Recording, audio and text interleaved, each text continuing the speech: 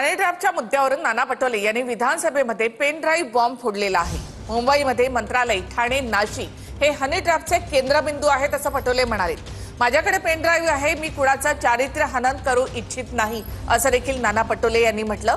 हनी ट्रॅपमध्ये code तुम्हाला माहित असेल तर नाव सांगा असं एकनाथ शिंदेंनी म्हटलंय। नाना पटोलेंनी दुसऱ्या दिवशी सभागृहात हनी ट्रॅपचा मुद्दा उपस्थित केला।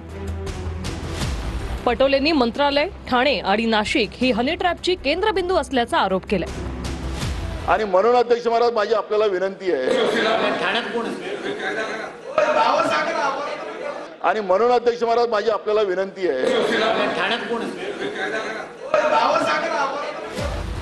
सरकार या संदर्भात गंभीर नसल्याचं म्हणत पटोलेंनी हे आरोप केले। याच वेळी काही सदस्यांनी पेनड्राईव्ह दाखवा असं पटोलेंना म्हटलं। मंत्रालय, नाशिक आणि ठाणे हे हनी ट्रॅपचं केंद्र बनलेले अध्यक्ष महाराज, आणि राज्याचे महत्त्वाचे कागद, गोपनीय कागद या एंटी सोशल मुवमेंटच्या हातात चाललेले आहेत। मला कोणाचं चरित्र करा, माझ्याजवळ अध्यक्ष महाराज माझ्याजवळ पेन ड्राईव्ह पण आहे, मला ते दाखवायचं नाहीये, तो विषय नाही अध्यक्ष महाराज, मला कोणाचं चरित्रहरण करायचं नाहीये। पण ज्या पद्धतीनं दाखवा म्हणाल मंत्री महोदय तर दाखवू टाकू, तुमचं सरकारचं मत असेल तर। पण अध्यक्ष महाराज एवढ्या गंभीर प्रश्नामध्ये सरकार साधं निवेदन करायला तयार नाही अध्यक्ष महाराज। काल मी तुम्हाला म्हटलं संध्याकाळपर्यंत नाही देणार सरकार, पण काय चाललेलं आहे अध्यक्ष महोदय की या पद्धतीचं कृत्य मंत्रालय, नाशिक, ठाणे या सगळ्या ठिकाणी याचं केंद्र बनलेलं अध्यक्ष महाराज। हनी ट्रॅप सारखा मोठा विषय त्याच्यात सरकार गंभीर नाही अध्यक्ष महाराज। आणि मी तुम्हाला मुद्दाहून सांगितलं अध्यक्ष महाराज, माझं माहिती आहे नाशिक, मंत्रालय आणि ठाणे हे त्याचे केंद्रबिंदू आहेत अध्यक्ष महाराज।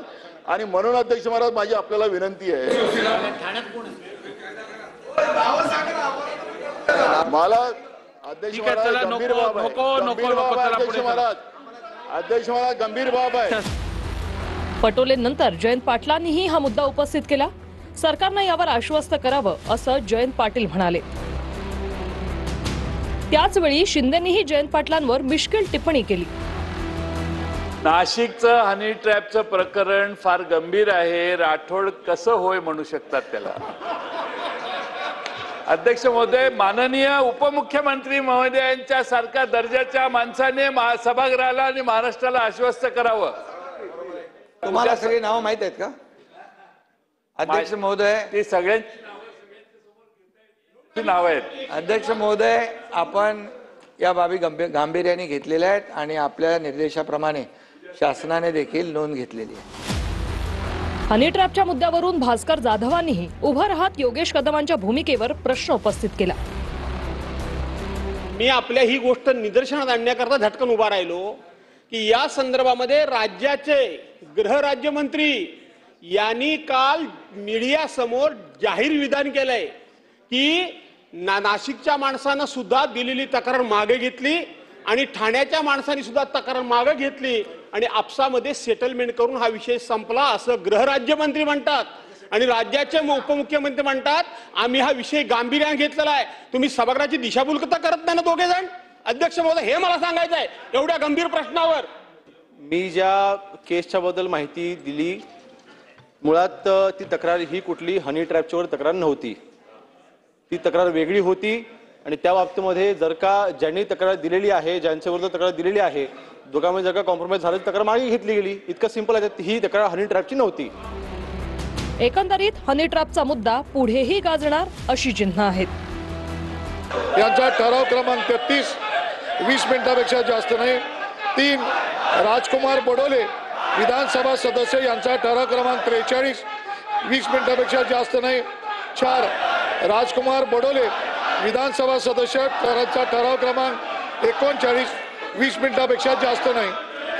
5 अशा हनी ट्रॅपमुळे एक सरकारी कामकाज असेल, कामकाजातील गुप्तता असेल, महत्वाच्या फाईल्स असतील, अशा सुद्धा बाहेर गेल्या, अशा प्रकारची चर्चा आहे सभापती महोदय। तर मला असं वाटतं राज्याच्या सुरक्षेच्या दृष्टीने सुद्धा हे योग्य नाही। याच्यातून ब्लॅकमेलिंगचे प्रकार होत आहेत मोठ्या प्रमाणावर। हनी ट्रॅपची एक चौकशी सरकार खरोखर चालू आहे का, हा एक माझा आपल्या मार्फत प्रश्न आहे। याच्यातून जो शासकीय गुप्ततेचा भाग आहे आणि ब्लॅकमेलिंगच्या माध्यमातून कायदा सुव्यवस्थेचा प्रश्न सुद्धा निर्माण होऊ शकतो आणि म्हणून अशा विषयावर चर्चेची आवश्यकता आहे सभापती महोदय.